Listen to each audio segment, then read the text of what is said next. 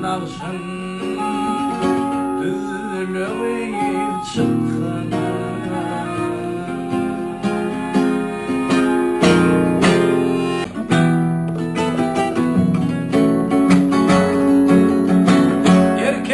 erkek dep bolgun yok kurcak dep bolmagun balım elindeki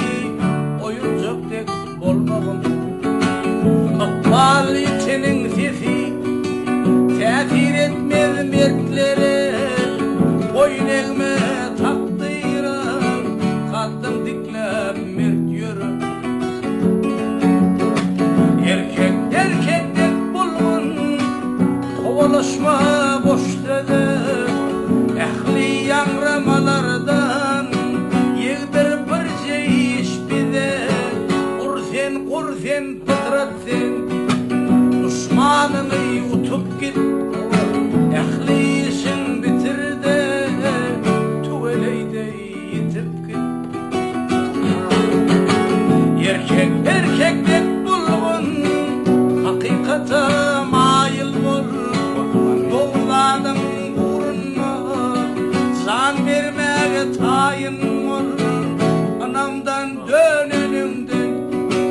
ömrümden dönün yaxşı bir namus yananımdan namuslu ölüm yaxşı erkek hep bulgun la düşün sevda etme aile kazanmak için erkini fida etmeyen bütün ömrün boyuna şu tekim olsun elin haltalı olsa da elinde erkin olsun erkek hep bulgun görüşten yetmek eder şeydir bilsen ne takdir ne düşman hıyan eder